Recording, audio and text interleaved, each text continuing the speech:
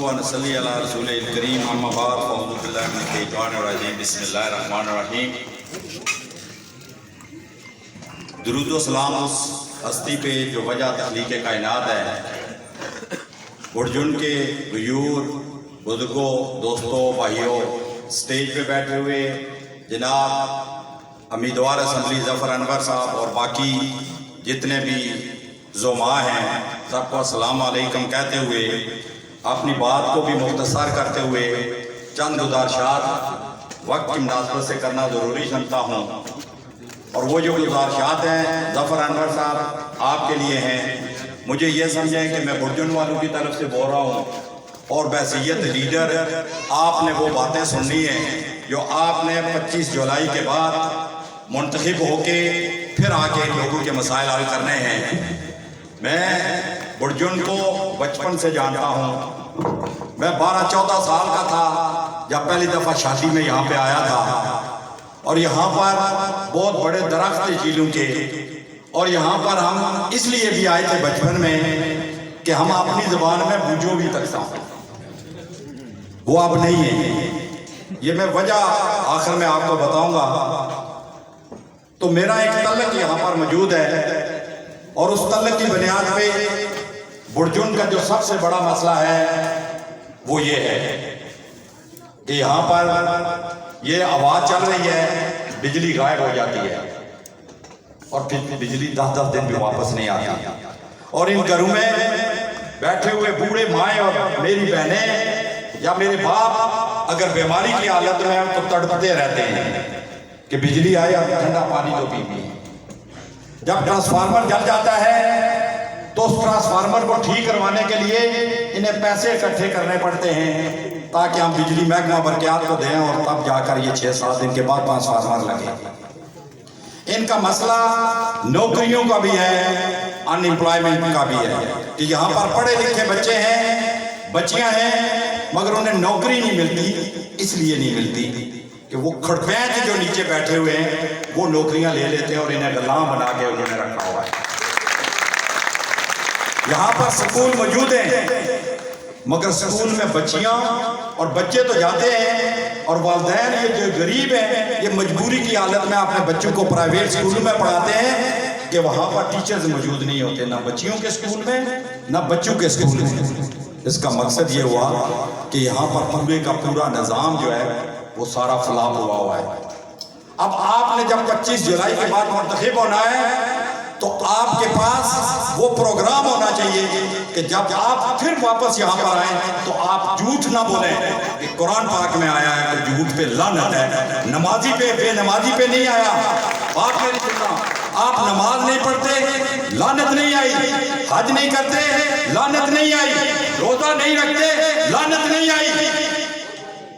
لعنت صرف اس پہ آئی ہے جب آپ جھوٹ بولتے ہو۔ اور آپ کا سابق حکمران جس کو آپ کو جس نے غلام بنایا ہوا تھا، اس کے آپ قصوروار بھی ہیں کہ وہ بار بار آپ کو قسم قرآن اٹھاتا رہا، بار بار جھوٹ بولتا رہا، اور آپ بار بار اسی کو ووٹ دیتے رہے۔ اس کا ذمہ دار وہ تو نہیں ہے، آپ کی بھی ذمہ داری بنتی تھی۔ یہ بچے جو توصیف تقریر کر رہا تھا، تیمور کر رہا تھا، ایسن کر رہا تھا، مزہ آیا کہ ایک انقلاب برپا ہو رہا ہے، انہیں شعور آ رہا ہے کہ ہمارے ووٹ کا تقدس کیا ہے۔ قرآن پاک میں آیا ہے کہ تمہارے پاس ہم امانتیں رکھتے ہیں، اس میں خیانت نہ کرو، اور سب سے بڑی امانت آپ کے پاس ووٹ ہے۔ ووٹ کا تقدس یہ ہے کہ آپ صحیح انسان کو مرتب کریں، کیونکہ اس نے آپ کے بچوں کو، آپ کے مستقبل کو اس نے پروٹیکٹ کرنا ہوتا ہے، اور اس کے ہاتھ میں یہ بات ہوتی ہے کہ آپ کے وہ سارے مسائل حل کریں۔ آپ سڑکوں کی بات کرتے ہیں، کون سی سڑک ہے؟ 25 سال سے وہ منتخب ہے، یہاں پر وزیر اعظم رہا ہے، یہ سڑکیں اس کو کہتے ہیں۔ اگر مجھے کوئی بھی بادشاہ بتا دے کہ اس کو سڑک کہتے ہیں، بھائی یہ پرانا راستہ ہے آپ کے پاس، اس کے اوپر اس نے روڑی ڈال دی، اور اس زمانے میں پری مکس بن رہی ہیں سڑکیں، اس کے ساتھ نالے بن رہے ہیں، پروٹیکشن وال بن رہی ہیں۔ کس صدی میں رہتے ہیں آپ کے وہ سڑکوں کی بات نہ دے کے آپ ہی کہتے ہیں باقی سڑکیں بنی ہیں۔ اب میں یہ کہتا ہوں کہ جس طرح گلبہار صاحب نے کہا ہے، جس طرح گلبہار صاحب نے کہا ہے اس طرح آپ نے ڈٹ کے رہنا ہے۔ ظفر انور صاحب یہاں پر سب سے جو بڑا ایشو ہے جس کو آپ نے توجہ دینی ہے، اور میرا ایمان ہے کہ برجن کے تمام مسائل کا وہ حل ہے، کہ یہاں پر ایک پرانا قلعہ ہے جسے ہم برجن کا قلعہ کہتے ہیں، اس کے پیچھے ایک پوری ہسٹری ہے، اور ہیریٹیج کے ذریعے جو اساس قدیمہ والے لوگ ہیں انہوں نے اس پہ اسٹڈی کیا ہوا ہے۔ میں اس کا گواہ ہوں کیونکہ اس کو اسٹڈی کروانے میں میرا ایک رول تھا۔ اگر یہاں برجن کا قلعہ پھر ریویو ہو جائے، اس کو ہم رینوویٹ کروا لیں، اس کو اصل شکل میں لے آئیں اور یہاں پر ایک پارک بنا دیں، تو رات کو یہاں پر جو سما ہوتا ہے یہ پورے کا پورا جو جیلم ہے، پورے کا پورا جو کھاریاں ہیں، پورے کا پورا جو دینہ ہے، اس کے لوگ شام کو یہاں پر وزٹ کے لیے آئیں گے اور یہاں پر لوگوں کو خود بخود نوکریاں مل جائیں گی، خود بخود ہوٹل بن جائیں گے، خود بخود دکانیں بن جائیں گی۔ ہمیں ضرورت نہیں پڑے گی کہ ہم انہیں چپڑاسی لگوائیں، ان کو ہم ماسٹر لگوائیں، ان کو گلا بنائیں۔ ظفر انور صاحب یہ سر سبز و شاداب علاقہ ہے، اتنا بڑا خوبصورت علاقہ ہے۔ آپ کے لیڈر کا، میرے لیڈر کا، ایسن کے لیڈر کا ایک ہی ویژن ہے کہ ہم نے پاکستان کو خوبصورت بنانا ہے، پودے لگانے ہیں، سر سبز و شاداب کرنا ہے۔ ملین ٹری کا پروگرام انہوں نے بلین ٹری کا رکھا ہوا ہے، اور آزاد کشمیر کے اندر اس پچھلی حکومت کے پاس 3 ارب روپے تھے کہ انہوں نے بلین ٹری کو آگے بڑھانا تھا، مگر انہوں نے تقسیم کر لیا۔ اگر آپ نے تھوڑی سی توجہ دی تو 1 سال کے بعد جب آپ برجن آئیں گے تو لوگ آپ کو نیچے سے ہاتھ ڈال کر اوپر لائیں گے، نہ کہ یہاں پہ لگائیں گے۔ تو میرے دوستو، مجھے آتے ہوئے تکلیف ہوئی جب یہاں سے اس موڑ کی طرف میں منہ اس طرف کیا تو سامنے آگ لگی ہوئی تھی۔ خدا کب ناراض ہوتا ہے؟ تب ناراض ہوتا ہے جب آپ اس کی مخلوق کے ساتھ زیادہ کرتے ہیں۔ آپ کو پتہ ہے یہاں پر علماء کرام موجود ہوں گے، 10,000 مخلوق پیدا کیا اللہ تعالیٰ نے، جس میں ایک انسان بھی ہے، جن بھی ہیں، باقی کا کبھی تجزیہ آپ نے کیا نہیں۔ وہ زمین پہ رینگتے ہوئے سیکستے ہیں، وہ جو چھوٹے چھوٹے ہم دیکھتے ہیں کہ یہ کیا چمٹیاں ہیں، یہ گھوڑے ہیں، وہ ان جگہوں پہ پھیلے ہوئے ہیں۔ جب آگ لگتی ہے اور وہ وہاں سے خوراک کھا رہے ہوتے ہیں اور اس آگ میں جب وہ بھی جل جاتے ہیں تو اللہ تعالیٰ کیا وہ انسان سے راضی ہوتا ہے؟ چونکہ اس کو اشرف المخلوقات بنایا ہے، اس کی ذمہ داری ہے کہ ان کی حفاظت کرے۔ اور جب آگ لگتی ہے تو اس کا ذمہ دار کون ہے؟ محکمہ جنگلات۔ محکمہ جنگلات جب بھی ذمہ دار ہوتا ہے تو اس کا ذمہ دار کون ہے؟ MLA۔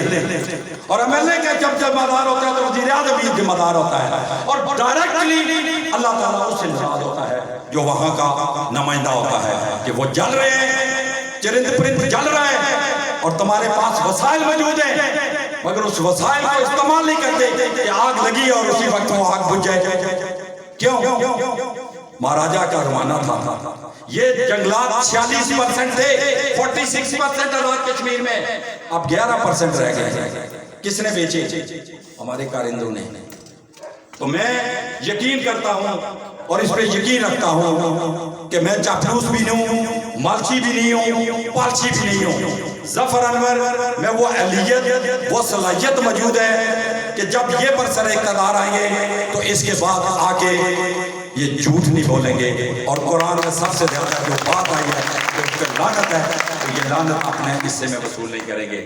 آخری بات کر کے اجازت چاہوں گا، یہاں پر اپنی زبانہ میں کی دسی چھوڑا 2 پتر آئے تھے، میں آنا 5 ضربے 5 = موئیز، اللہ 5 ہونا، 10 ضربے 5 ہونا 50، ایک ان کو بڑی گیا بلال، 10 ضربے 10 نمبری سمجھنے ہو، اسی آخرے حکومتاں بھی مار بڑھے بیٹھے ہوئے، مہاراجے نے زمانے آنے سے اسی کی 10 نمبرہ دی چھوڑے آنے، یہ ڈاکو ہے، تا 10 ضربے 10 =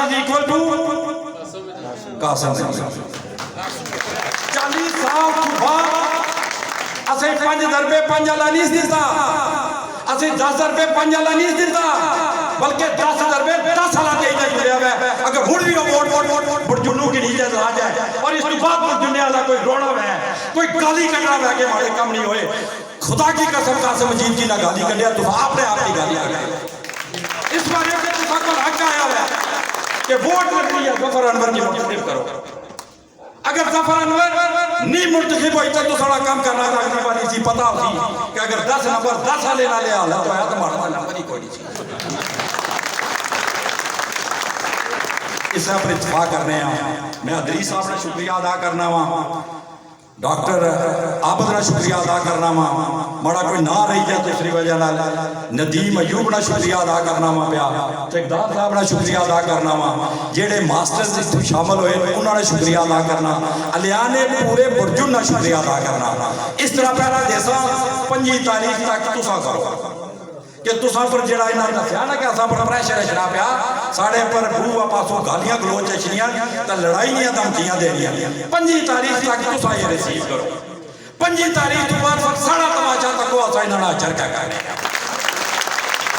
اگر انشاءاللہ تعالیٰ پلاکا لے پینا پر جائی دے اتھو روڑیا نا تے جائی دے اتھا منگلا لے سپل ویل بھی کھلا نہ کریا تا آکھے ظفر انور نہیں سی کوئی اور آیا سی.